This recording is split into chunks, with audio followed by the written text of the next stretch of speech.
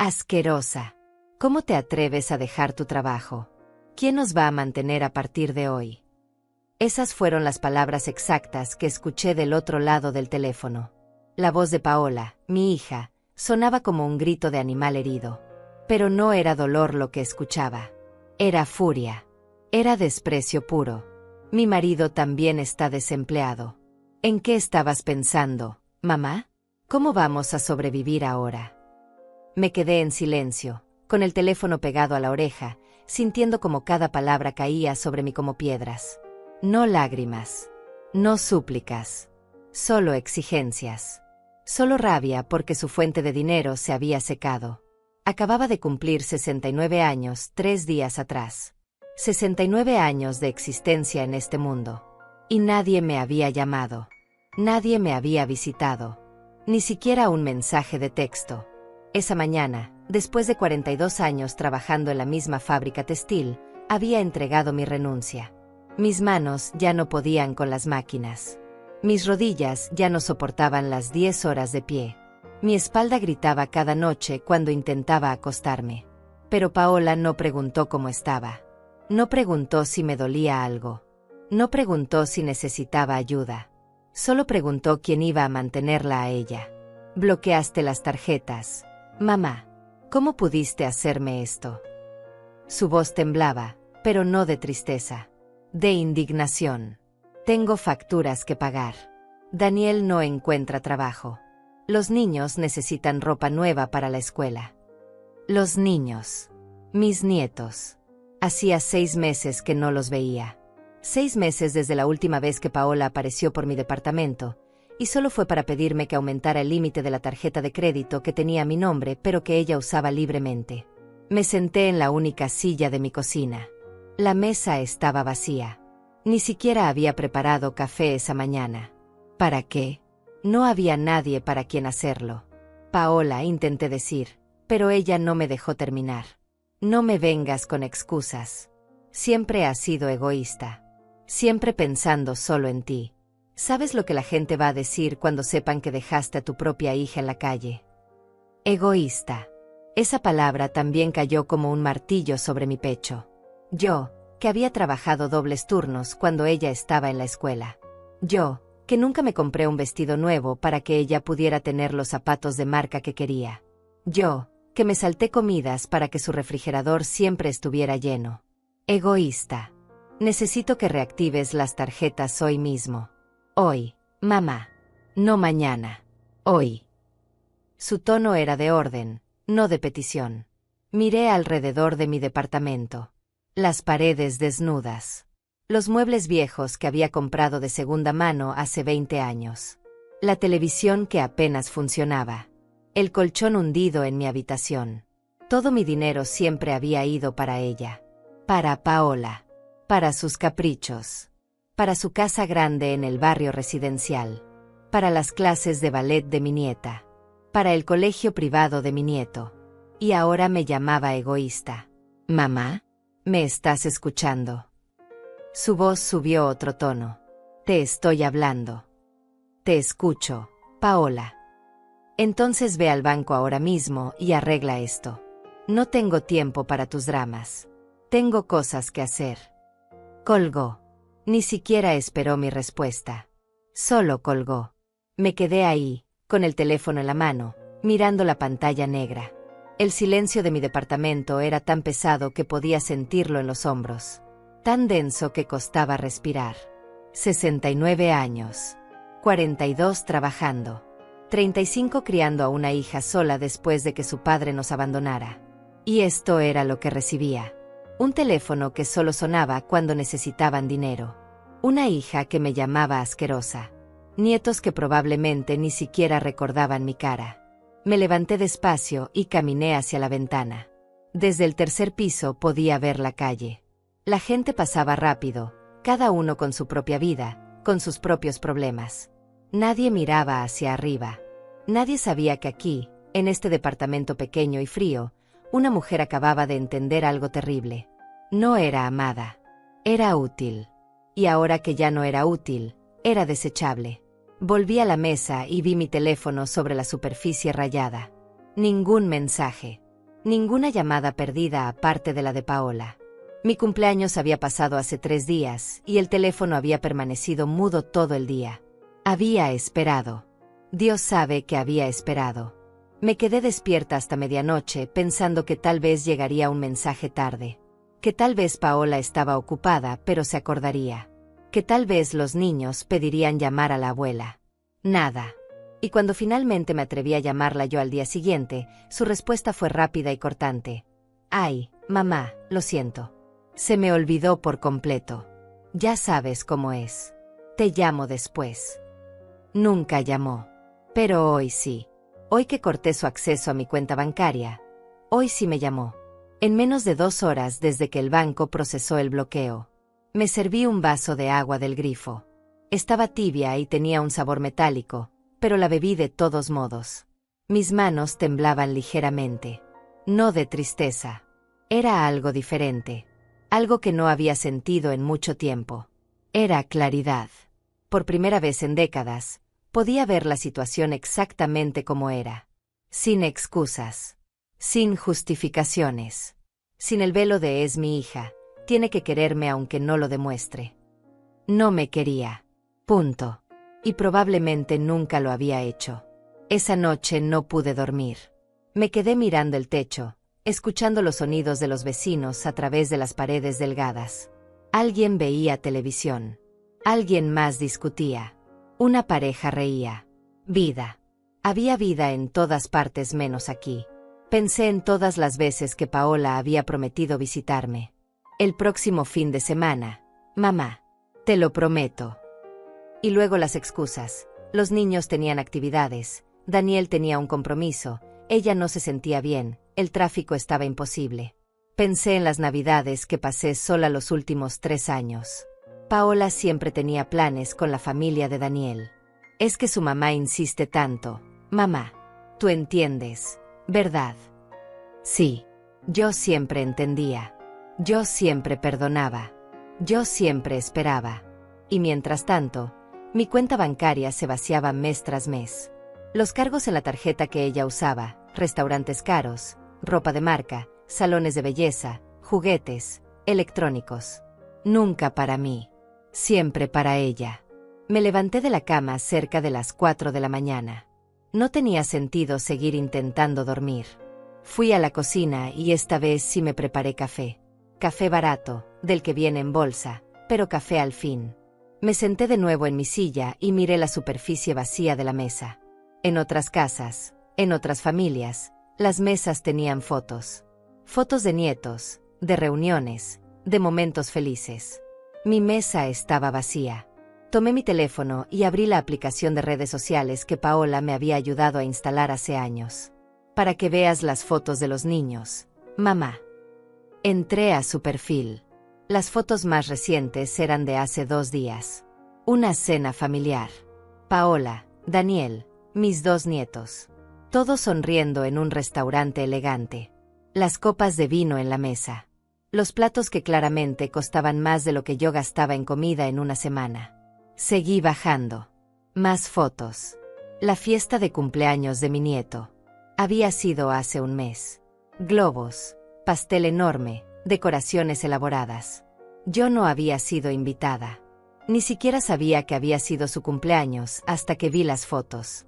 Más abajo. Las vacaciones en la playa del verano pasado. Todos bronceados y felices. Yo había pagado parte de ese viaje sin saberlo. Vi el cargo en mi estado de cuenta, $1,200 en una agencia de viajes. Cuando pregunté, Paola me dijo que era para emergencias del colegio de los niños. Mentira. Todo había sido mentira. Cerré la aplicación. Mis manos ya no temblaban. Había algo creciendo dentro de mí. No era odio. No era ni siquiera enojo. Era decisión. 69 años cargando a otro sobre mi espalda. 69 años siendo la que daba y nunca recibía. 69 años creyendo que el amor de una madre era suficiente para 2. Pero ya no. El sol comenzaba a salir cuando tomé una decisión. No iba a reactivar esas tarjetas. No iba a volver al banco. No iba a seguir siendo el banco personal de mi hija. Por primera vez en mi vida, Iba a pensar en mí. Y si eso me hacía egoísta, entonces que así fuera. Los días siguientes fueron extraños. Silenciosos de una manera diferente. No era el silencio de la soledad al que ya estaba acostumbrada. Era el silencio de haber tomado una decisión y estar esperando las consecuencias. Paola no volvió a llamar. Ni Daniel. Ni los niños. Era como si hubiera dejado de existir para ellos el momento en que dejé de ser útil. Y fue entonces cuando empecé a recordar. No todas las memorias llegan de golpe. Algunas se filtran despacio, como agua entre piedras. Y yo había pasado tanto tiempo justificando, perdonando, olvidando, que había enterrado todas las señales. Todas las veces que debía haber visto lo que realmente estaba pasando. Empezó con algo pequeño. Una tarde, mientras guardaba unos papeles viejos, encontré una invitación. La graduación de mi nieta del jardín de niños. Había sido hace 2 años. La invitación tenía fecha, hora, lugar. Yo había llamado a Paola esa mañana, emocionada, preguntándole a qué hora debía llegar. Su respuesta había sido rápida, casi automática. «Ay, mamá, se me olvidó decirte. La cambiaron de fecha. Es el próximo mes. Te aviso». Nunca me avisó. Y yo, como siempre, no insistí. No quería ser la madre pesada. La que molesta. La que exige atención. Pero ahora, sosteniendo esa invitación entre mis manos, recordé algo más. 2 semanas después de esa llamada, había visto fotos en redes sociales. La graduación había sido exactamente el día que decía la invitación. Paola estaba ahí, sonriente, con un vestido nuevo. Daniel cargaba a la niña. Había globos, pastel, otros familiares. Yo no estaba. Y cuando le pregunté por mensaje, su respuesta fue simple. «Ay, mamá, fue todo tan rápido. La niña estaba nerviosa y se nos olvidó avisarte. Perdón». Me había tragado esa excusa, como me había tragado tantas otras. Seguí buscando entre los papeles. Encontré más. Una nota que yo misma había escrito. Cumpleaños de Paola, reservar restaurante. Había sido para sus 38 años. Yo había querido organizar algo especial. Había ahorrado durante meses de mi sueldo. Cuando la llamé para confirmar la fecha, me dijo que ya tenía planes.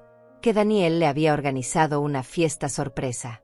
Que me avisaría para celebrar otro día, solo nosotras 2. Ese otro día nunca llegó. Pero sí vi las fotos de su fiesta. Una reunión grande en un salón elegante. Amigos, familia de Daniel, compañeros de trabajo. Todos brindando, celebrando. Yo no estaba invitada a la fiesta de mi propia hija. Y había justificado eso también. Es que era sorpresa. Seguro Daniel no sabía a quién invitar. Seguro Paola pensaba llamarme después. Mentiras que yo misma me contaba. Ahora, sentada en mi sala con todos esos papeles alrededor, las memorias seguían llegando. Una tras otra.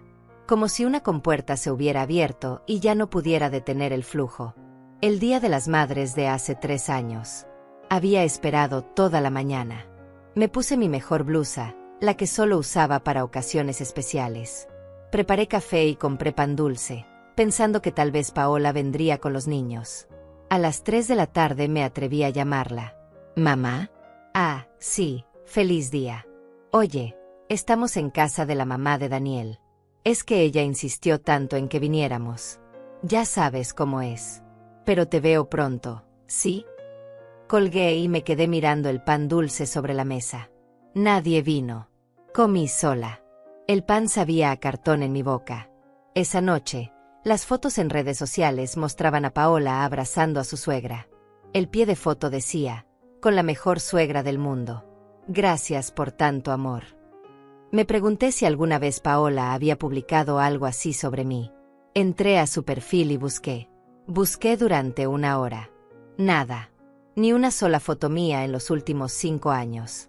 Era como si yo no existiera en su vida pública. Pero los cargos en mi tarjeta sí existían. Esos nunca faltaban. Recordé la vez que me enfermé. Había sido hace 1 año y medio. Una gripe fuerte que me dejó en cama durante 1 semana. Vivía sola, no podía levantarme ni para prepararme sopa. Llamé a Paola, con la voz débil, diciéndole que me sentía muy mal. Su respuesta: «Ay, mamá, qué mala suerte.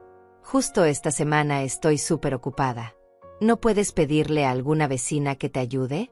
Te mando dinero para que pidas comida a domicilio». Nunca mandó el dinero. Y yo me las arreglé sola, como siempre. Pero 3 días después, cuando finalmente pude levantarme, vi en su perfil que había ido a un spa con sus amigas. Día de relajación. Me lo merecía. Las fotos mostraban masajes, jacuzzi, copas de champaña. Mientras yo temblaba de fiebre en mi cama, ella se relajaba en un spa. Y yo lo justifiqué. Pobrecita, también necesita su tiempo. Es una mamá ocupada. Tiene mucho estrés. Siempre encontraba excusas para ella. Nunca para mí. Me levanté y fui a la cocina. Necesitaba agua. Necesitaba aire. Las memorias me estaban ahogando, pero al mismo tiempo, me estaban liberando. Cada recuerdo era una pieza del rompecabezas que finalmente encajaba en su lugar. Volví a la sala y seguí recordando. Las Navidades. Dios. Las Navidades. Cada año yo compraba regalos para todos. Para Paola, para Daniel, para mis nietos. Gastaba lo que no tenía porque quería verlos felices. Quería ser parte de su alegría.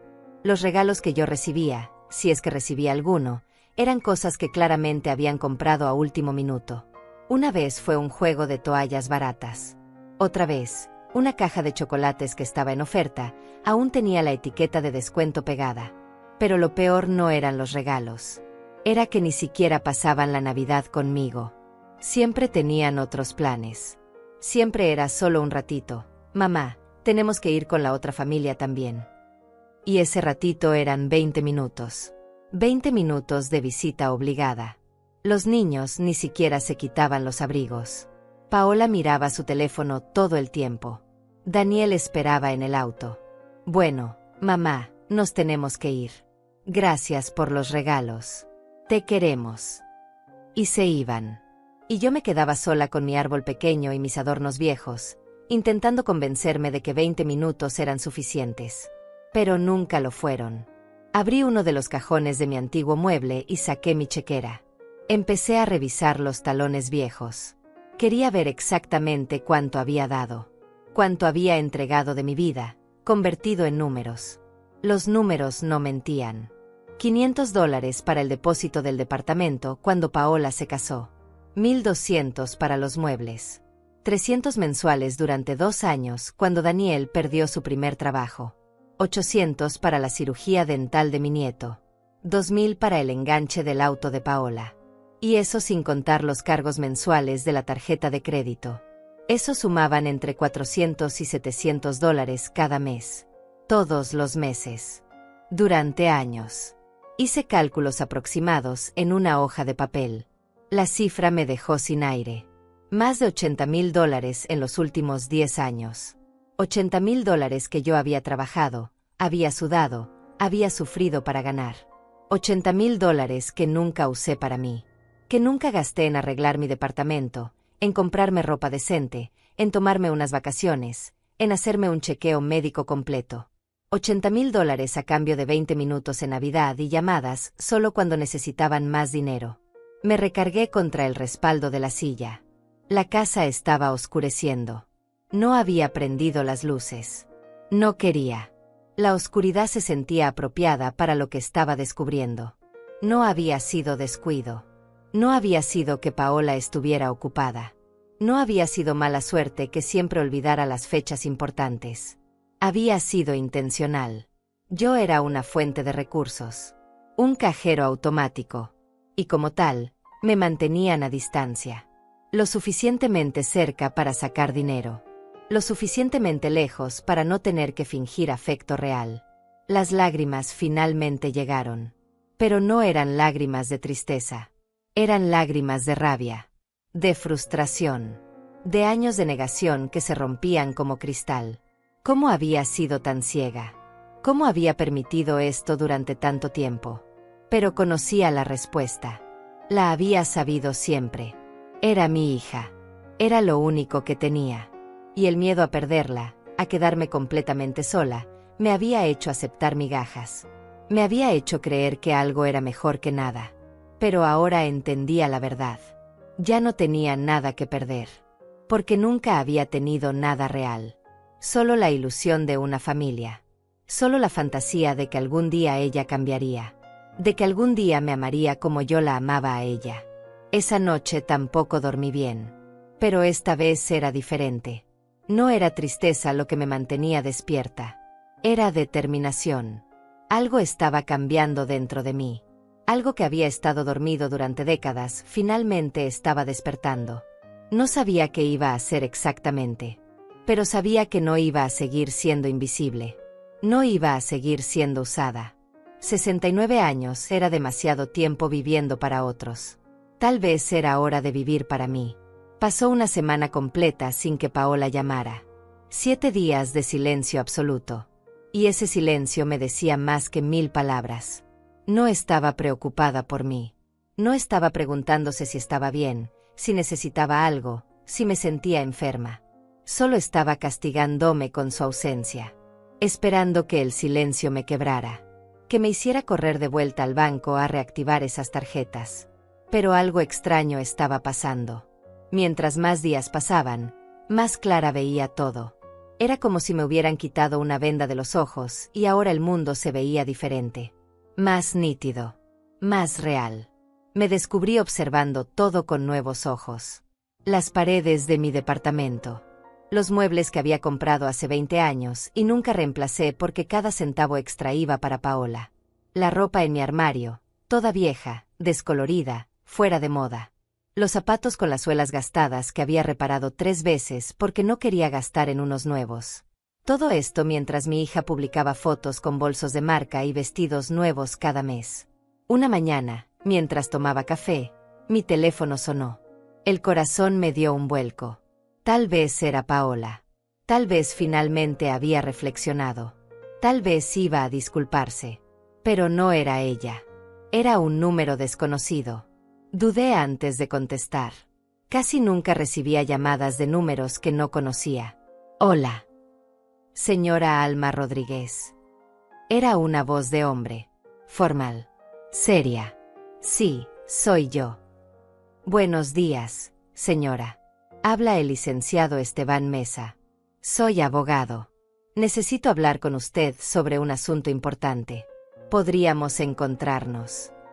Se me heló la sangre. Un abogado. ¿Paola me estaba demandando? ¿Era posible que llegara a tanto? ¿De qué se trata? Mi voz sonó más firme de lo que me sentía. Preferiría hablar en persona, si no le molesta. Es sobre una herencia. Una propiedad que le corresponde legalmente. ¿Herencia? Yo no tenía familia aparte de Paola. Mis padres habían muerto hace más de 30 años. No tenía hermanos. No tenía tíos vivos. Creo que tiene a la persona equivocada. Yo no tengo ninguna herencia pendiente. Señora Rodríguez, le aseguro que tengo a la persona correcta. Se trata de una propiedad que perteneció a su difunto esposo, el señor Rodríguez. Necesito explicarle algunos detalles legales que han salido a la luz recientemente. Mi difunto esposo. Hacía 35 años que ese hombre nos había abandonado. Se había ido cuando Paola tenía apenas 3 años. Nunca volvimos a saber de él. Nunca mandó dinero. Nunca llamó. Simplemente desapareció de nuestras vidas como si nunca hubiera existido. No entiendo. Él nos abandonó hace décadas. No sé nada de él. Lo sé, señora. Y precisamente por eso necesito hablar con usted. Hay información que debe conocer. ¿Podría recibirme mañana en su domicilio? O si prefiere, puedo darle la dirección de mi oficina. Algo en su tono me hizo decir que sí. Tal vez era curiosidad. Tal vez era que cualquier cosa era mejor que seguir sentada en mi departamento reviviendo memorias dolorosas. Puede venir aquí mañana. A las 10 de la mañana. Perfecto. Ahí estaré. Gracias por su tiempo, señora Rodríguez. Colgó y me quedé mirando el teléfono. ¿Una herencia? ¿Una propiedad? Nada de eso tenía sentido. Ese hombre nos había dejado sin nada. Había vaciado la cuenta bancaria que teníamos y se había largado. Tuve que empezar de cero. Tuve que trabajar dobles turnos para pagar la renta, para comprar comida, para darle a Paola lo que necesitaba. Y ahora, 35 años después, aparecía un abogado hablando de propiedades y herencias. Esa noche apenas probé la cena. Mi mente daba vueltas y vueltas. ¿Qué podía hacer? ¿Y por qué ahora? ¿Por qué después de tanto tiempo? Al día siguiente me levanté temprano. Limpié el departamento aunque ya estaba limpio. Me puse mi mejor ropa, que no era mucho, pero al menos estaba planchada. Me peiné con cuidado. No sabía por qué me importaba tanto mi apariencia para recibir a un abogado, pero me importaba. A las 10 en punto tocaron el timbre.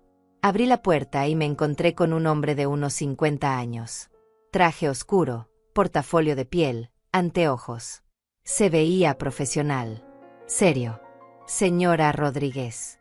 Gracias por recibirme. Me extendió la mano. Se la estreché y lo invité a pasar. Noté cómo sus ojos recorrieron brevemente el departamento. No con juicio. Solo observando. ¿Gusta un café? Ofrecí por cortesía. No se moleste, gracias. Esto no tomará mucho tiempo. Se sentó en la única silla disponible y yo me senté frente a él en el sofá viejo. Abrió su portafolio y sacó varios documentos. Señora Rodríguez, voy a ser directo. Su esposo, bueno, ex esposo, falleció hace 3 meses. Las palabras me golpearon de una manera extraña. No sentí tristeza. No sentí nada realmente. Ese hombre había muerto para mí hacía 35 años. Pero igual la sentí. Entiendo.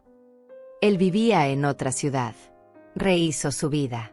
Tuvo otro matrimonio, aunque nunca se divorció legalmente de usted, lo cual crea una situación legal particular.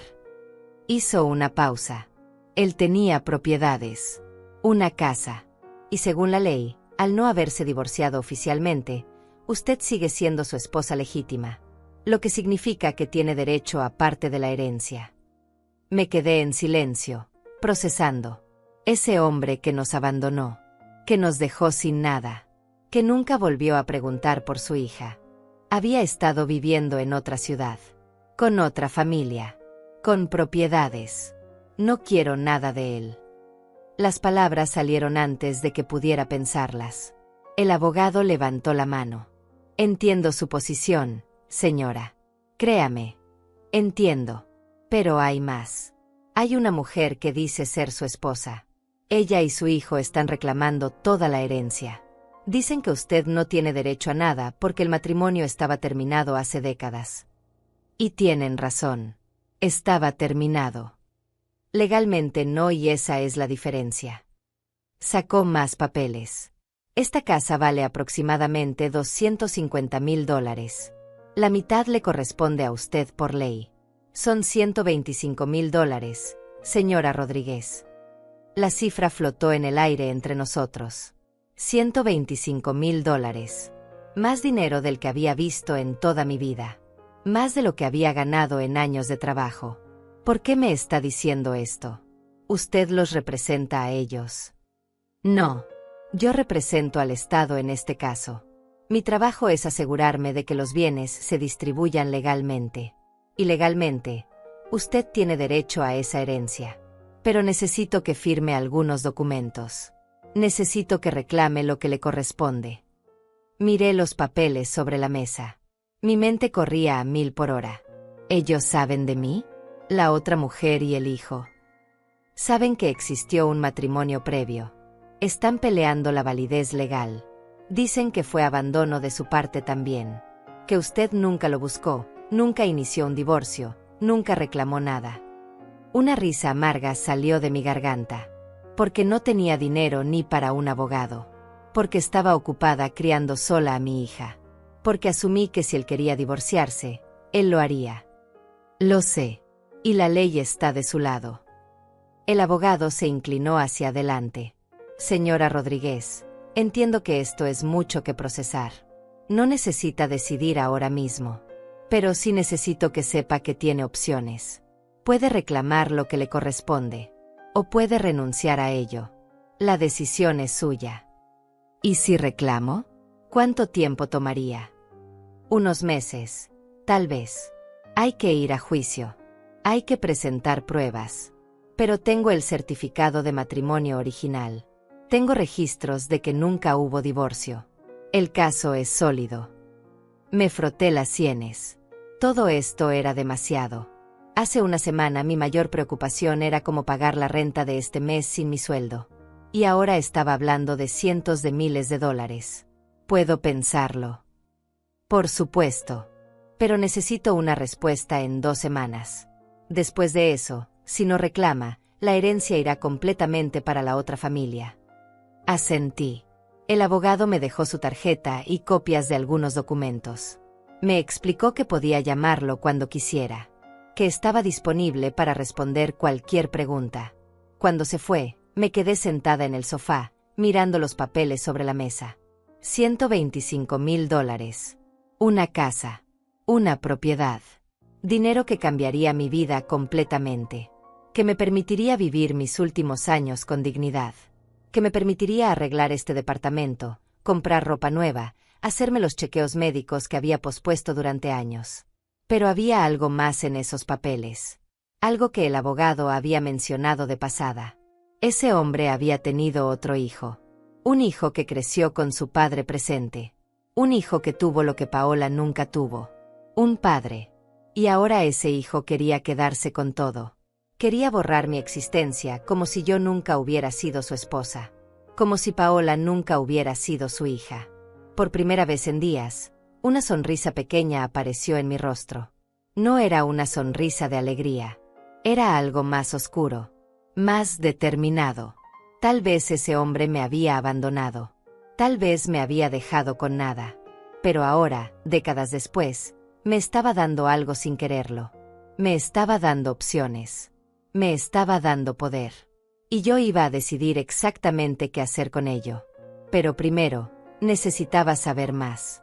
Necesitaba entender toda la situación. Necesitaba las respuestas que el abogado no me había dado todavía. Tomé mi teléfono y marqué el número de la tarjeta. Licenciado Mesa, soy Alma Rodríguez. Tengo algunas preguntas más. Por supuesto, señora. Dígame. Quiero saber todo. Quiero saber dónde vivía. Quiero saber cómo era su vida. Quiero saber si alguna vez mencionó a Paola. Si alguna vez preguntó por ella. Hubo un silencio breve. Puedo conseguir esa información. ¿Está segura de que quiere saberlo? Completamente segura. Está bien. Le llamaré en unos días con todo lo que encuentre. Colgué y miré por la ventana. El sol brillaba afuera. La gente caminaba por la calle. La vida seguía como siempre. Pero algo había cambiado. Yo había cambiado. Durante 35 años había sido una víctima. Del abandono de ese hombre. De la indiferencia de mi hija. De mi propia incapacidad de ponerme primero. Pero ya no. Ahora tenía información. Tenía opciones. Y por primera vez en mucho tiempo, tenía control. No sabía exactamente qué iba a hacer con todo esto. Pero sí sabía una cosa con certeza absoluta. Ya no iba a ser invisible. Ya no iba a aceptar migajas. Ya no iba a quedarme callada. Los siguientes días iban a ser interesantes. Muy interesantes.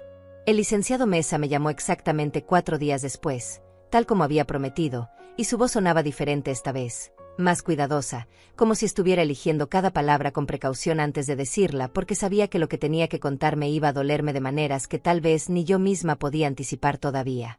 Me pidió que nos viéramos de nuevo en mi departamento porque la información que había recopilado era extensa y prefería explicármela en persona, con todos los documentos a la vista, y yo acepté aunque una parte de mí tenía miedo de lo que estaba por descubrir, porque a veces la verdad duele más que la mentira, pero ya había llegado demasiado lejos como para retroceder ahora. Cuando llegó esa tarde, traía consigo una carpeta mucho más gruesa que la anterior, llena de papeles, fotografías, registros oficiales, y se sentó frente a mí con una expresión que mezclaba profesionalismo con algo parecido a la compasión genuina. Me explicó que mi ex esposo, ese hombre que nos había abandonado cuando Paola apenas empezaba a caminar, Se había mudado a una ciudad a solo 3 horas de distancia, no al otro lado del país como yo siempre había asumido, sino lo suficientemente cerca como para haber vuelto si hubiera querido. Lo suficientemente cerca como para haber buscado a su hija si le hubiera importado, aunque fuera un poco. Había conocido a otra mujer apenas 6 meses después de dejarnos. Se había casado con ella en una ceremonia civil que legalmente no tenía validez porque nunca se divorció de mí, y habían tenido un hijo que ahora tenía 33 años, un hombre adulto que había crecido con todo lo que Paola nunca tuvo, con un padre presente en cada cumpleaños, en cada graduación, en cada momento importante de su vida. El abogado sacó fotografías de la carpeta y las colocó sobre la mesa frente a mí, y yo las miré sintiendo como algo se retorcía dentro de mi pecho, porque ahí estaba él, ese hombre que yo había amado tanto tiempo atrás, envejecido pero reconocible, sonriendo en fotos familiares, abrazando a su otro hijo, posando frente a una casa grande y bonita con jardín, viviendo la vida que debió haber vivido con nosotras. Pero lo que más me impactó fue cuando el licenciado Mesa me mostró los registros bancarios y financieros que había podido obtener como parte del proceso legal de la herencia, porque resultaba que ese hombre no había sido pobre todos estos años, no había estado luchando por sobrevivir como yo lo había hecho, sino que había tenido un negocio exitoso, una ferretería que creció hasta convertirse en una cadena pequeña con 3 locales, generando ingresos suficientes como para vivir cómodamente, para darle a su otra familia una vida llena de comodidades que a nosotras nos había negado completamente. Me explicó que la casa en cuestión, esa propiedad por la cual ahora había una disputa legal, valía $250,000 como ya me había dicho, pero que además había cuentas bancarias con aproximadamente $80,000 más, inversiones menores, un auto reciente. Y todo eso también formaba parte de la herencia que legalmente me correspondía en un 50% porque yo seguía siendo su esposa legítima ante la ley, sin importar cuántos años hubieran pasado o cuántas vidas paralelas hubiera construido. Pero entonces el abogado sacó otro documento de la carpeta, este más viejo, amarillento en los bordes, y me dijo que había algo más que yo necesitaba saber, algo que había descubierto durante su investigación y que tal vez cambiaría mi perspectiva sobre toda esta situación de maneras que yo no podía imaginar todavía. Me contó que durante sus primeros años en esa otra ciudad, mi exesposo había intentado contactarme en 2 ocasiones, había mandado cartas a la última dirección que tenía registrada, que era el departamento donde vivíamos cuando él se fue, pero que esas cartas aparentemente nunca llegaron a mis manos o tal vez sí llegaron pero alguien las interceptó, y que en esas cartas él mencionaba a Paola, preguntaba por ella, decía que quería ser parte de su vida de alguna manera aunque fuera mínima. Sentí como si me hubieran golpeado en el estómago porque yo nunca recibí ninguna carta, nunca supe que él había intentado contactarnos, y durante todos estos años había asumido que simplemente nos había olvidado por completo, que habíamos dejado de existir para el momento en que cerró la puerta y se marchó de nuestras vidas. El licenciado continuó explicándome que después de esos 2 intentos fallidos, aparentemente mi exesposo había desistido de buscar más contacto, se había sumergido completamente en su nueva vida, en su nueva familia, y nunca más había mencionado mi nombre ni el de Paola según los testimonios de la mujer con quien vivió todos estos años y del hijo que tuvieron juntos. Pero lo más impactante de todo, lo que realmente me dejó sin palabras y con el corazón latiendo tan fuerte que podía escucharle en mis oídos, fue cuando el abogado me mostró el testamento que mi exesposo había redactado apenas 2 años antes de morir, un documento legal en el que dejaba todo, absolutamente todo, a su otra familia, y en el que específicamente mencionaba que no deseaba dejar nada a su primera hija porque según sus propias palabras escritas en ese papel, ella había elegido no formar parte de su vida y él respetaba esa decisión. Las palabras me cortaron como cuchillos afilados porque Paola nunca había elegido nada, ella había sido una niña de 3 años cuando su padre desapareció, no había tenido la oportunidad de elegir absolutamente nada, y sin embargo este hombre la culpaba a ella, la convertía en la villana de una historia donde ella solo había sido una víctima inocente. Le pregunté al abogado cómo era posible que ese testamento tuviera validez si yo seguía siendo legalmente su esposa, si nunca nos habíamos divorciado oficialmente, y él me explicó pacientemente que el testamento en sí mismo no podía anular mis derechos legales como cónyuge, que independientemente de lo que ese documento dijera, la ley estaba de mi lado y yo podía reclamar lo que me correspondía sin ningún problema legal real. Me quedé en silencio durante varios minutos después de que terminó de hablar, mirando todos esos papeles esparcidos sobre mi mesa, todas esas pruebas de una vida paralela que había existido a solo 3 horas de distancia mientras yo trabajaba turnos dobles para mantener a mi hija, mientras ahorraba centavos para comprarle zapatos nuevos cuando los viejos ya no le quedaban, mientras me saltaba comidas para que ella pudiera comer 3 veces al día. El abogado me dijo que entendía que esto era mucho que procesar, que tal vez necesitaba tiempo para pensar, para decidir qué quería hacer con toda esta información, pero que él necesitaba mi respuesta definitiva en una semana porque los plazos legales no esperaban y la otra familia estaba presionando para cerrar el caso rápidamente y quedarse con todo. Cuando se fue esa tarde, me quedé sentada en la oscuridad de mi departamento porque no tuve fuerzas para levantarme a encender las luces. Y las lágrimas finalmente cayeron, no lágrimas de tristeza sino de una rabia profunda que había estado enterrada durante 35 años. Una furia que nunca me había permitido sentir porque siempre había estado demasiado ocupada sobreviviendo, demasiado ocupada siendo fuerte por Paola. Pero ahora, con todas esas fotografías y documentos todavía sobre la mesa, con la evidencia clara de que ese hombre había tenido los recursos para ayudarnos pero había elegido no hacerlo, con la certeza de que había culpado a una niña de 3 años por no formar parte de su vida, algo dentro de mí se rompió de una manera definitiva e irreversible. Y fue en ese momento, sentada en la oscuridad, con el peso de 35 años de mentiras y abandono cayendo sobre mis hombros, cuando tomé la decisión más importante de mi vida, cuando decidí que ya no iba a ser la mujer que acepta y perdona y olvida, que ya no iba a quedarme callada mientras otros escribían la historia a su conveniencia. Iba a pelear por esa herencia, no porque necesitara el dinero desesperadamente, aunque ciertamente me vendría bien después de una vida de carencias, sino porque era lo correcto, porque era justicia, porque ese hombre nos debía al menos eso después de todo lo que nos había quitado. Y más importante aún, iba a decirle a Paola la verdad sobre su padre, iba a mostrarle todas estas pruebas, todos estos documentos, todas estas fotografías de la vida que él había vivido mientras nosotras luchábamos por sobrevivir. Tal vez entonces ella entendería algo, tal vez entonces vería que no era la única que había sido abandonada y usada en esta familia, tal vez entonces tendríamos algo en común que nos uniera en lugar de separarnos. O tal vez no cambiaría nada entre nosotras. Tal vez ella seguiría siendo la misma hija interesada y egoísta que solo me llamaba cuando necesitaba dinero. Pero al menos yo habría intentado, al menos yo habría peleado por lo que nos correspondía, al menos yo no me habría quedado callada una vez más. A la mañana siguiente llamé al licenciado Mesa antes de que pudiera arrepentirme, antes de que la parte de mí que siempre había sido complaciente y silenciosa pudiera convencerme de que no valía la pena pelear, de que era mejor dejar las cosas como estaban y seguir adelante con mi vida sin complicaciones. Pero esa parte de mí ya no tenía el control y la nueva alma, la que había despertado después de tantos años dormida, le dijo con voz firme y clara que quería reclamar todo lo que me correspondía legalmente, que quería pelear por esa herencia hasta las últimas consecuencias. El abogado pareció complacido con mi decisión y me explicó que necesitaríamos empezar a reunir toda la documentación necesaria para construir un caso sólido, que aunque la ley estaba de mi lado, la otra familia no iba a rendirse fácilmente y probablemente intentarían atacar la validez de mi matrimonio argumentando abandono mutuo o cualquier otra estrategia legal que sus abogados pudieran encontrar para despojarme de lo que me correspondía.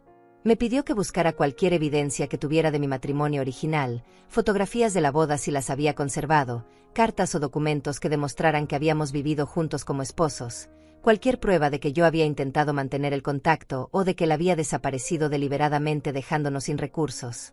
Y yo le dije que haría una búsqueda exhaustiva en todas las cajas viejas que tenía guardadas en el closet desde hacía décadas. Pasé los siguientes 3 días revisando cada rincón de mi departamento, sacando cajas polvorientas llenas de recuerdos que había evitado mirar durante años porque dolían demasiado, porque me recordaban todo lo que había perdido, todo lo que nunca tuve, y encontré más de lo que esperaba. Encontré fotografías de nuestra boda en las que ambos sonreíamos con esa inocencia de quienes todavía creen que el amor es suficiente para construir una vida juntos. Encontré el certificado de nacimiento de Paola donde aparecían los nombres de ambos padres. Encontré recibos de renta de los primeros años después de que él se fue donde solo aparecía mi nombre porque yo era quien había tenido que hacerme cargo de todo. Encontré incluso una carta que le había escrito pero nunca envié. Una carta llena de dolor y súplicas preguntándole por qué nos había abandonado, por qué había elegido irse sin dar explicaciones, por qué no le importaba su hija. Llevé todo eso al despacho del licenciado Mesa y él revisó cada documento con cuidado meticuloso, tomando notas, haciendo copias, organizando todo en carpetas etiquetadas, y me dijo que esto era exactamente lo que necesitábamos, que con esta evidencia más los registros oficiales que él ya había conseguido, teníamos un caso extremadamente sólido que ningún juez podría ignorar fácilmente. Me explicó también que necesitaba prepararme mentalmente para lo que vendría después, porque el proceso legal no sería rápido ni sencillo, porque la otra familia probablemente intentaría desacreditarme de cualquier manera posible, porque tendrían que interrogarme sobre mi vida, sobre mi matrimonio, sobre los años posteriores al abandono, y que algunas de esas preguntas serían incómodas y dolorosas de responder. Pero yo le dije que estaba lista para lo que fuera necesario, que después de haber sobrevivido a 35 años de soledad y sacrificio, después de haber criado sola una hija que ahora apenas me dirigía la palabra, después de haber trabajado hasta destrozarme el cuerpo para darle a otros lo que yo nunca tuve, un interrogatorio legal no me asustaba en absoluto. El licenciado entonces sacó otro sobre de su escritorio y me dijo que había algo más que necesitaba mostrarme, algo que había descubierto durante su investigación adicional y que tal vez me interesaría saber, aunque no estaba seguro de si esta información ayudaría o complicaría más las cosas desde un punto de vista emocional. Abrió el sobre y sacó varios extractos bancarios, registros de transferencias, movimientos financieros detallados de los últimos 20 años de la vida de mi exesposo, y mientras yo miraba esos números sin entender completamente qué era lo que él quería mostrarme, el abogado empezó a señalar ciertas transacciones específicas que se repetían con regularidad sospechosa. Me explicó que había encontrado evidencia de que mi exesposo había estado pagando la educación universitaria completa de su otro hijo, había financiado la compra del primer auto de ese muchacho, había dado el enganche para su primer departamento, había invertido en el negocio pequeño que el chico había intentado abrir y que eventualmente fracasó, y que en total había gastado aproximadamente $150,000 en su otro hijo durante las últimas 2 décadas. Las cifras bailaban frente a mis ojos mientras hacía cálculos mentales rápidos. Mientras comparaba esos números obscenos con los $300 mensuales que yo le daba a Paola cuando Daniel perdió su trabajo, con los 500 que había ahorrado durante meses para regalarle en su boda, con los 1,200 que había prestado para los muebles de su primer departamento y que nunca me devolvió. El contraste era tan brutal, tan injusto, tan absolutamente devastador que sentí como si me hubieran vaciado por dentro, como si alguien hubiera arrancado todos mis órganos dejando solo un cascarón hueco donde antes había una persona completa. Ese hombre había tenido el dinero para darle a Paola todo lo que ella necesitaba y más. Había tenido los recursos para pagarle una educación decente, para ayudarla a establecerse en la vida, para ser un padre presente al menos financieramente si no podía serlo emocionalmente, pero había elegido conscientemente no hacerlo. Había elegido darle todo a su otro hijo mientras su primera hija crecía sin nada. Le pregunté al abogado si Paola tenía algún derecho legal sobre esa parte de la herencia también, si podía reclamar algo en nombre de todo lo que su padre nunca le dio, y él me explicó con paciencia profesional que legalmente Paola no tenía derechos directos sobre la herencia porque no estaba mencionada en el testamento y porque técnicamente yo era la única heredera legítima como esposa legal, pero que una vez que yo recibiera mi parte, podría hacer con ese dinero lo que quisiera, incluyendo compartirlo con mi hija si así lo decidía. Esa última frase se quedó flotando en el aire entre nosotros como una pregunta no formulada, como una decisión que todavía no estaba lista para tomar, porque la verdad era que no sabía si quería compartir algo de esto con Paola, no sabía si ella merecía recibir algo después de cómo me había tratado, después de haberme llamado asquerosa y egoísta por atreverme a pensar en mí misma por primera vez en mi vida. Pero también sabía que esto no era realmente sobre Paola y sobre mí, sino sobre un hombre que había tomado decisiones terribles que habían afectado a todos nosotros de maneras profundas e irreparables, y que tal vez la justicia verdadera sería asegurarme de que su primera hija, la que la había abandonado y olvidado, recibiera al menos una parte de lo que siempre debió ser suyo.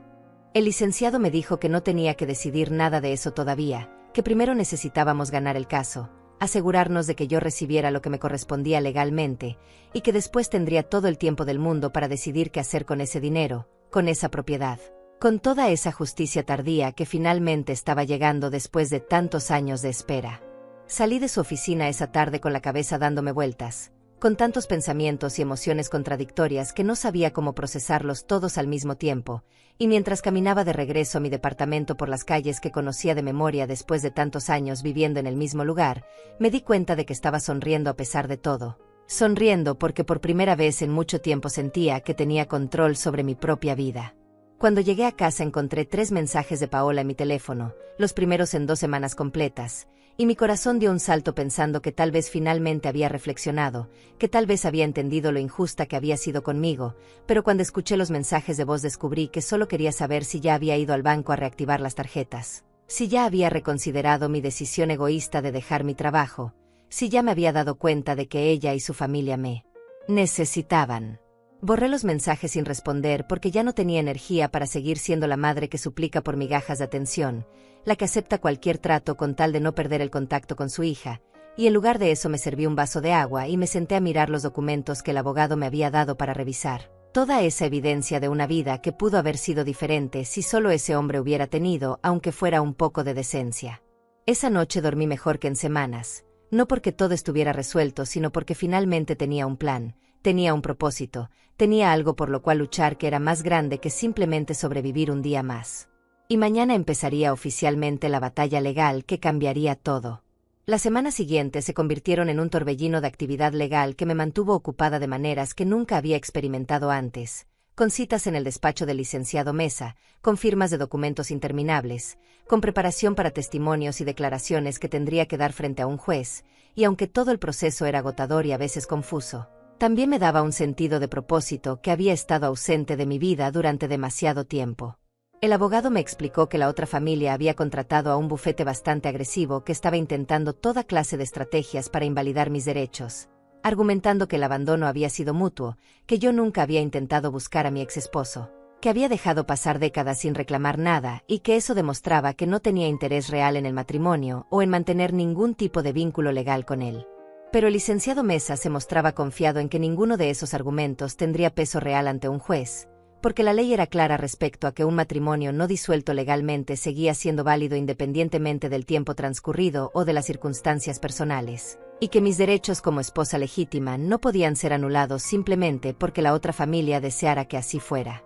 Durante todo este tiempo, Paola seguía sin saber nada de lo que estaba pasando, seguía sin tener idea de que su padre había muerto ni de que existía una herencia por la cual yo estaba peleando, y yo había decidido conscientemente mantenerla al margen hasta que todo estuviera resuelto porque no quería que su reacción fuera únicamente por el dinero. No quería que de repente se interesara en mí solo porque había la posibilidad de recibir algo material.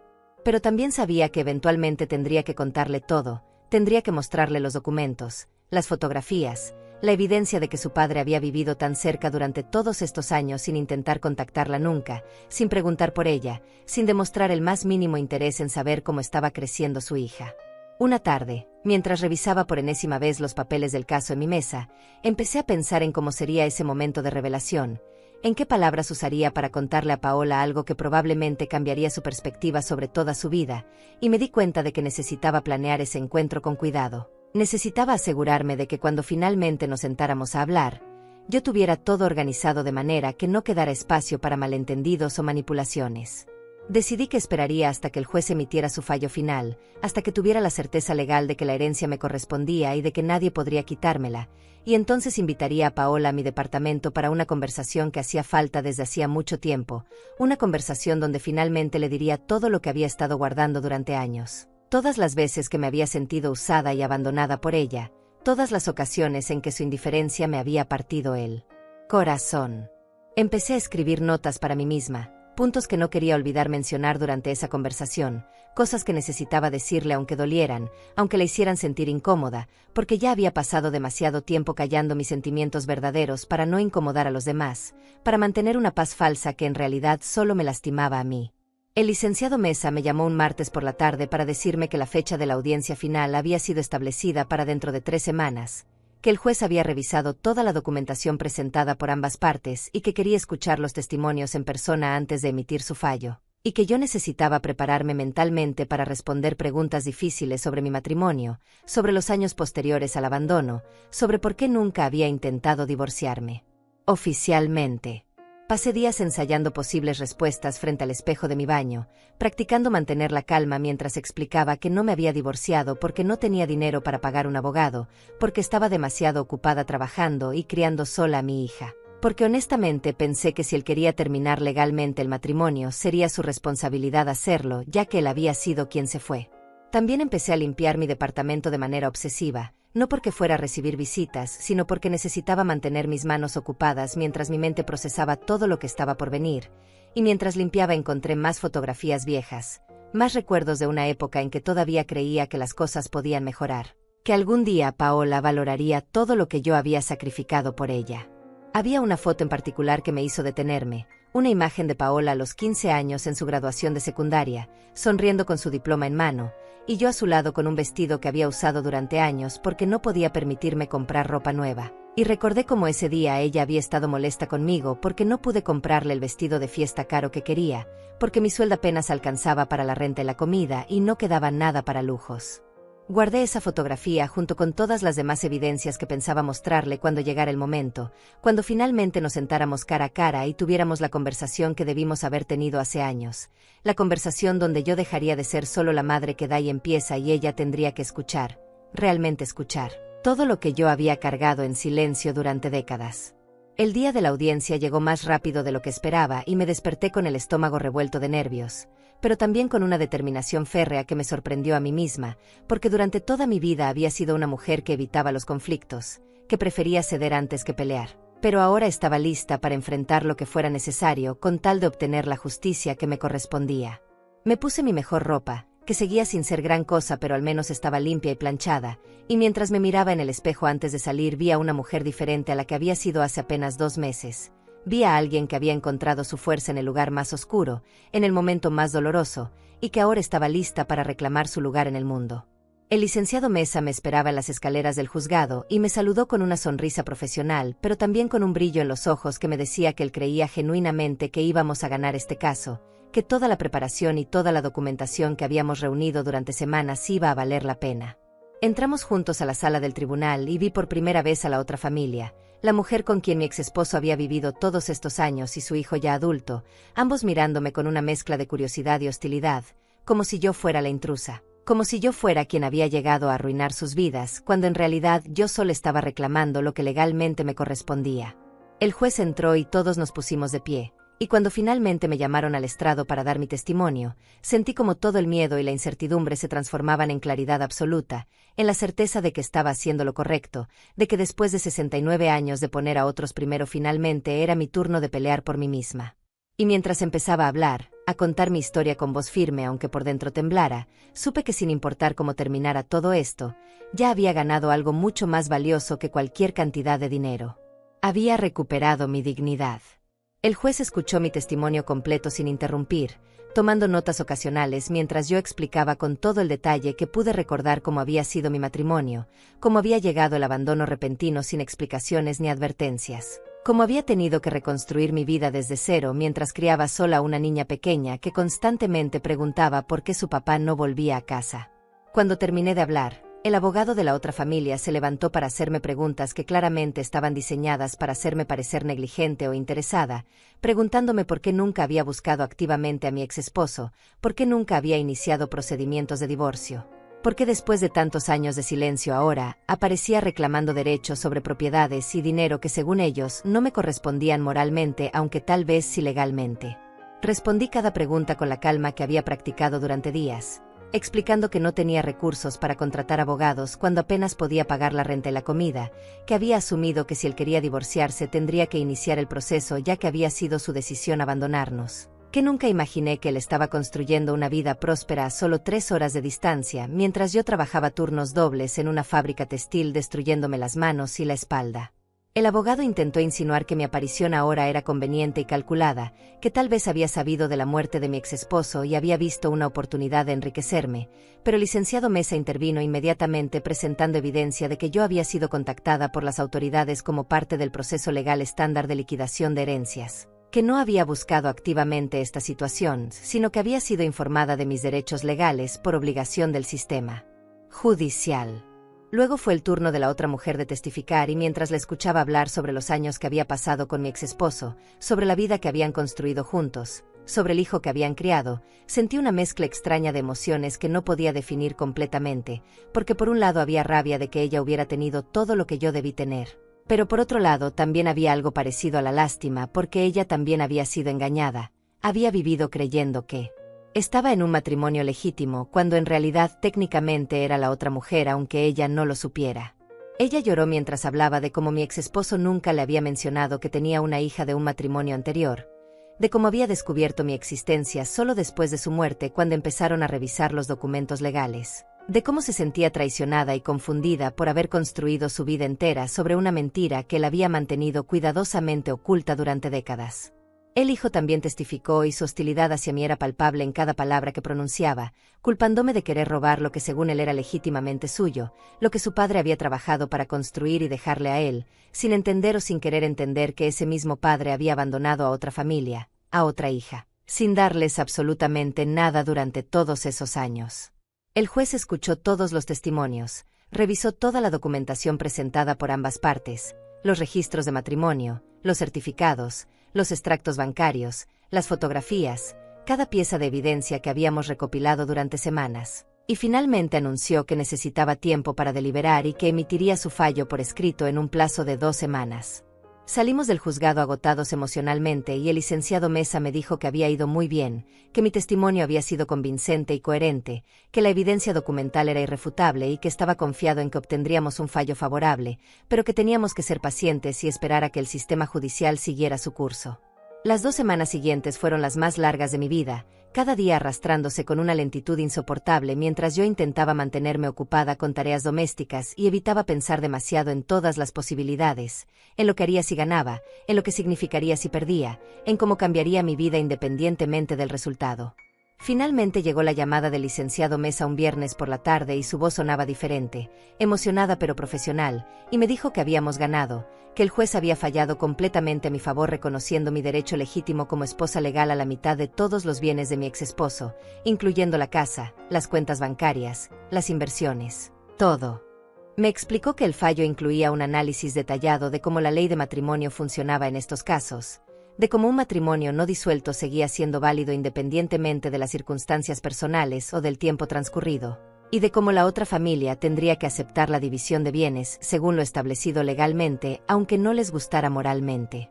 Los números que me dio me hicieron sentir mareada porque estábamos hablando de aproximadamente $165,000 entre la mitad del valor de la casa, la mitad de las cuentas bancarias y otros activos menores, una cantidad de dinero que representaba más de lo que yo había ganado en toda mi vida de trabajo, más de lo que jamás había soñado con tener.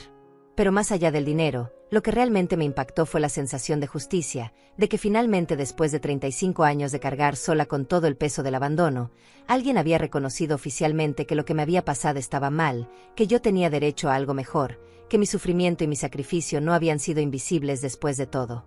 El licenciado me explicó que el proceso de liquidación tomaría algunos meses más porque había que vender la casa y distribuir los activos según lo ordenado por el juez, pero que todo estaba encaminado y que yo debía empezar a pensar en qué quería hacer con ese dinero una vez que estuviera en mis manos. Colgué el teléfono y me quedé sentada en mi sofá viejo mirando las paredes descascaradas de mi departamento, pensando en todas las posibilidades que ahora se abrían frente a mí, en todos los años que me quedaban de vida y en cómo podría vivirlos de manera completamente diferente con esta seguridad financiera que nunca había tenido. Pero también pensé en Paola, en cómo había llegado el momento de tener esa conversación que había estado planeando durante semanas, en cómo tendría que contarle todo lo que había descubierto sobre su padre, mostrarle las pruebas de la vida paralela que él había vivido, explicarle por qué había decidido pelear por esta herencia. Tomé mi teléfono con manos temblorosas y marqué su número por primera vez en casi un mes, y cuando ella contestó con voz fría y distante preguntando qué quería, le dije simplemente que necesitaba verla, que tenía algo importante que contarle sobre su padre, y noté cómo su tono cambiaba inmediatamente a uno de curiosidad mezclada con cautela. Le pedí que viniera a mi departamento el domingo por la tarde, que viniera sola sin Daniel ni los niños porque esto era algo que necesitábamos hablar solo nosotras dos. Y aunque ella hizo algunas preguntas intentando averiguar de qué se trataba, yo mantuve la firmeza diciéndole únicamente que era importante y que todo se aclararía cuando nos viéramos. Después de colgar, saqué todas las carpetas con documentos, todas las fotografías, todos los extractos bancarios y los organicé cuidadosamente sobre mi mesa, preparando el escenario para la conversación más difícil e importante que tendríamos madre e hija. La conversación donde finalmente le mostraría no solo la verdad sobre su padre, sino también la verdad sobre nuestra relación, sobre cómo me había sentido todos estos años siendo tratada como un cajero automático en lugar de como una madre. Ensayé mentalmente lo que le diría, cómo empezaría la conversación, cómo mantendría la calma incluso si ella reaccionaba con enojo o negación, cómo me mantendría firme en mi posición sin dejarme manipular por lágrimas o argumentos emocionales diseñados para hacerme sentir culpable. El domingo llegó y yo estaba lista, había limpiado el departamento, había preparado café, había organizado todos los documentos en el orden exacto en que quería presentarlos, y cuando sonó el timbre a las 3 de la tarde en punto, respiré profundamente antes de abrir la puerta. Paola entró con expresión de curiosidad mezclada con impaciencia, mirando alrededor del departamento como si buscara pistas sobre qué era tan importante, y cuando vio todos los papeles organizados sobre la mesa, su expresión cambió a una de confusión genuina. Le pedí que se sentara y ella obedeció aunque pude notar la tensión en su cuerpo, la forma en que sus manos se aferraban al borde de la silla como si estuviera preparándose para salir corriendo en cualquier momento, y entonces empecé a hablar, empecé a contarle toda la historia desde el principio, desde la llamada del abogado hace semanas hasta el fallo del juez apenas días atrás. Vi cómo su expresión pasaba por múltiples etapas mientras yo hablaba, primero incredulidad, luego shock, después algo que parecía ser rabia mezclada con dolor, y cuando finalmente terminé de explicar todo y empujé las fotografías y documentos hacia ella para que los viera por sí misma, sus manos temblaban mientras los tomaba. Paola miró las fotografías durante lo que pareció una eternidad, sus ojos recorriendo cada imagen de ese hombre que era su padre pero que nunca había conocido realmente, ese hombre que aparecía sonriente en fotos familiares con otra mujer, con otro hijo, viviendo una vida completa y próspera mientras ella crecía preguntándose por qué no había sido suficiente para que él se quedara. Las lágrimas empezaron a caer por sus mejillas sin que ella pareciera notarlas, completamente absorta en esos documentos que demostraban cuánto dinero había gastado en su otro hijo, en la educación universitaria que le había pagado, en el auto que le había regalado, en todas las oportunidades que le había dado mientras a ella no le había dejado absolutamente nada excepto la ausencia y las preguntas sin respuesta. Cuando finalmente habló, su voz sonaba quebrada de una manera que nunca le había escuchado antes, despojada de toda la arrogancia y el desdén con que me había tratado durante los últimos años, y me preguntó por qué él había hecho eso, por qué las había abandonado si aparentemente tenía los recursos para cuidar de ambas familias, por qué había elegido borrarlas completamente de su vida. Le dije con toda la honestidad que pude reunir que no tenía respuestas para esas preguntas, porque yo misma me las había hecho durante 35 años sin encontrar ninguna explicación que tuviera sentido, que algunas personas simplemente eligen el camino más fácil sin importarles el daño que dejan atrás, que su padre había sido un cobarde que prefirió empezar de nuevo antes que enfrentar sus responsabilidades. Paola dejó caer los papeles sobre la mesa y se cubrió el rostro con las manos, sus hombros temblando con sollozos que parecían venir desde lo más profundo de su ser, y por un momento sentí el impulso de levantarme y abrazarla como había hecho tantas veces cuando era niña y algo la lastimaba. Pero me quedé quieta en mi silla porque sabía que todavía había más que necesitaba decir. Esperé a que sus lágrimas disminuyeran un poco antes de continuar hablando, antes de decirle que entendía su dolor porque yo también lo había sentido durante décadas, pero que había algo más que necesitábamos discutir, algo sobre nuestra propia relación que no podíamos seguir ignorando. Le dije con voz firme pero sin crueldad que durante todos estos años yo había intentado compensar la ausencia de su padre siendo tanto madre como padre para ella, dándole todo lo que tenía incluso cuando eso significaba que yo no tenía nada, trabajando hasta destruir mi cuerpo para que ella pudiera tener las cosas que quería, y que en algún punto del camino nuestra relación se había convertido en algo que me lastimaba profundamente. Paola levantó la vista hacia mí con ojos enrojecidos y confundidos, como si no entendiera a dónde quería llegar con esto, y entonces saqué los extractos bancarios de mi propia cuenta, las copias de todos los cargos que ella había hecho en la tarjeta de crédito durante años, todos los cheques que le había dado, todos los préstamos que nunca me devolvió, y puse todo frente a ella. Le mostré los números. Le hice ver que en los últimos 10 años le había dado más de $80,000 de mi propio sueldo miserable, dinero que yo había sudado y sufrido para ganar en esa fábrica textil que me dejaba con las manos adoloridas y la espalda destrozada, dinero que nunca usé para mejorar mi propia vida porque siempre estaba pensando en ella primero. Le recordé todas las veces que había cancelado visitas, todas las ocasiones especiales que había pasado sola mientras ella celebraba con la familia de Daniel, todos los cumpleaños olvidados y las promesas rotas, y le pregunté si alguna vez había pensado en mí como algo más que una fuente de dinero, si alguna vez había considerado que yo también tenía sentimientos y necesidades. Paola me miraba con una expresión que mezclaba shock con algo que parecía ser vergüenza genuina, y cuando intentó hablar para defenderse o explicarse, le pedí que solo escuchara porque había guardado estas palabras durante demasiado tiempo y necesitaba sacarlas todas antes de que perdiera el valor.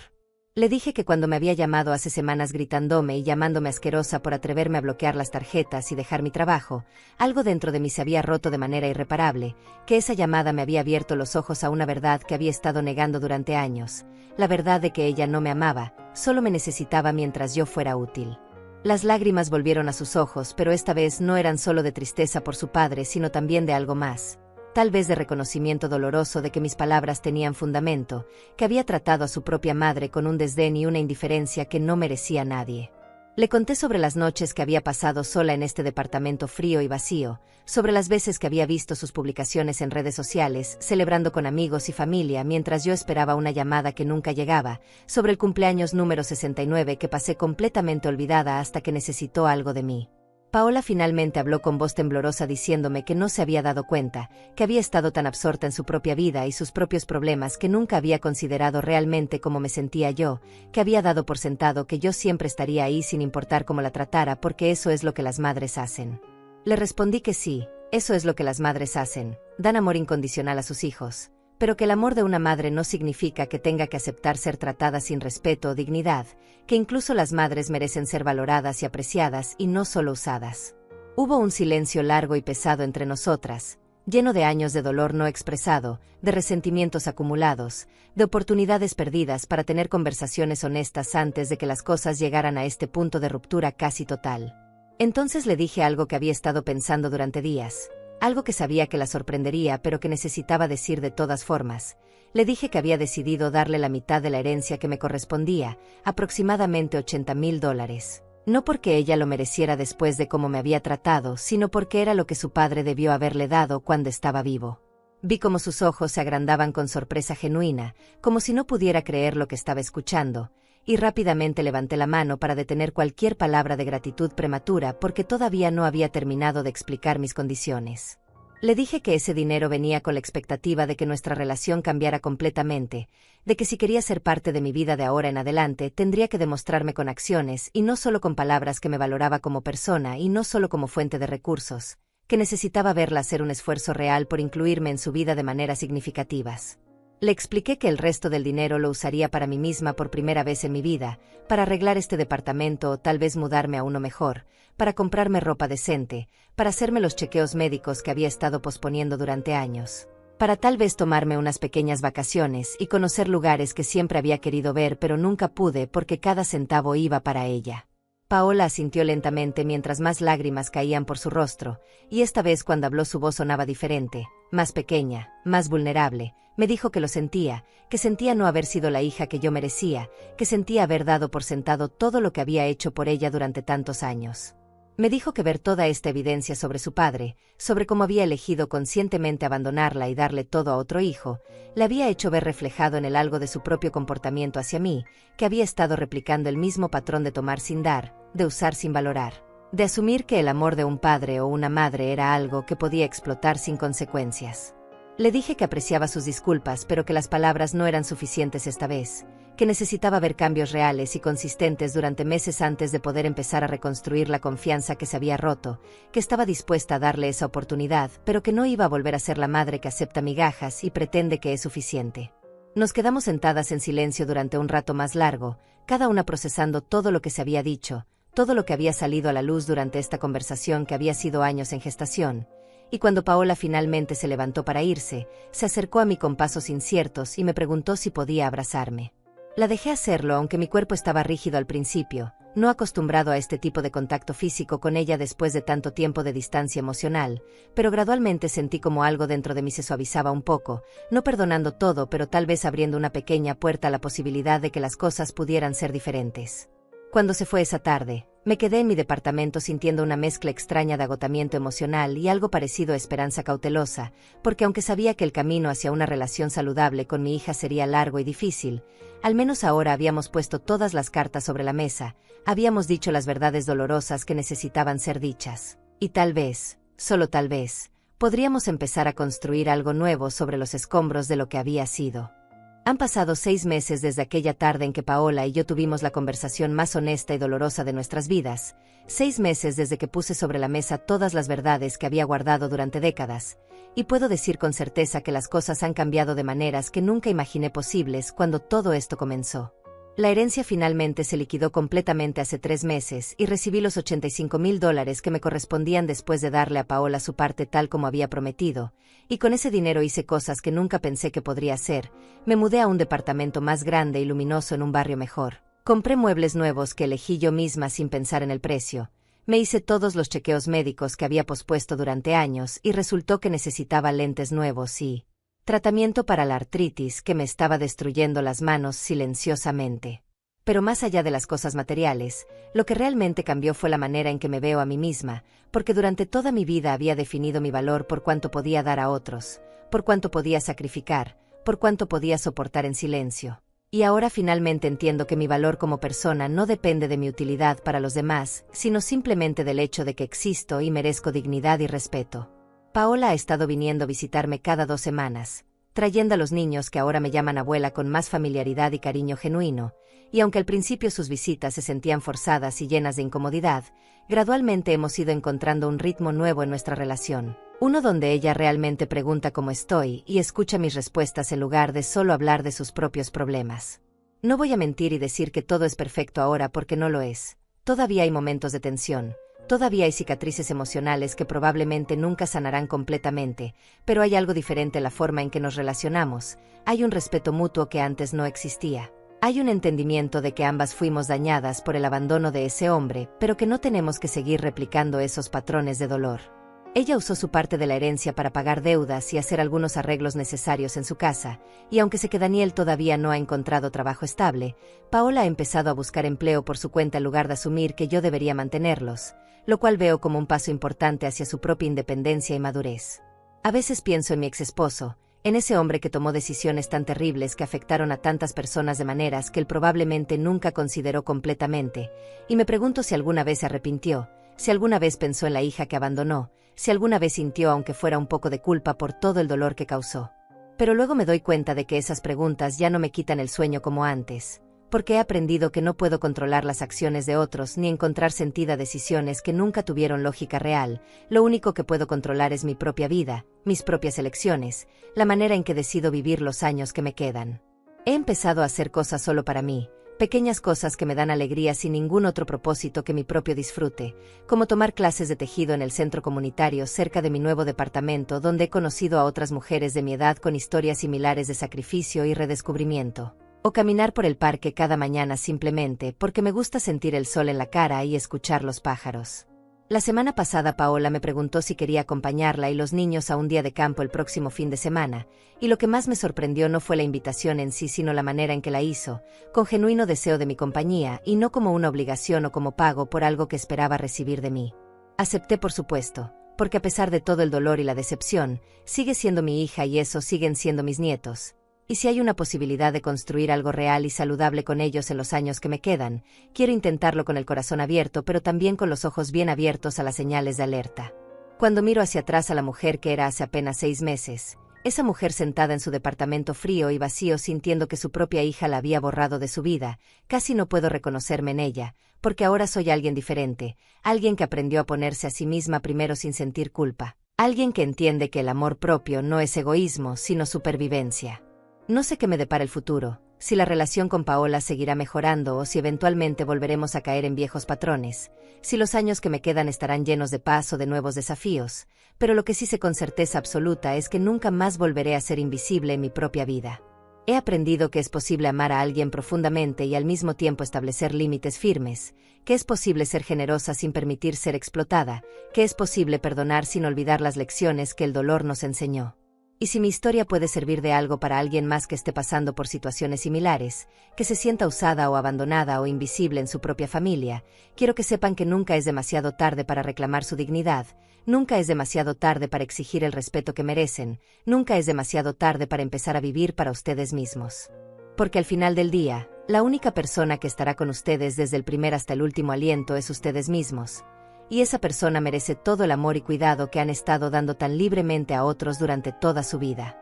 Así que les pregunto ahora, a ustedes que han leído mi historia, que tal vez se han visto reflejados en alguna parte de este camino doloroso pero también liberador, ¿alguna vez han sentido que intentaron borrarlos de su propia historia? ¿Han tenido el valor de enfrentar esas verdades difíciles y reclamar su lugar en el mundo? Porque si yo pude hacerlo a los 69 años, después de toda una vida de silencio, ustedes también pueden, sin importar la edad que tengan o cuánto tiempo hayan pasado aceptando menos de lo que merecen. La vida es demasiado corta para vivirla siendo invisible, y todos merecemos ser vistos, valorados y amados genuinamente.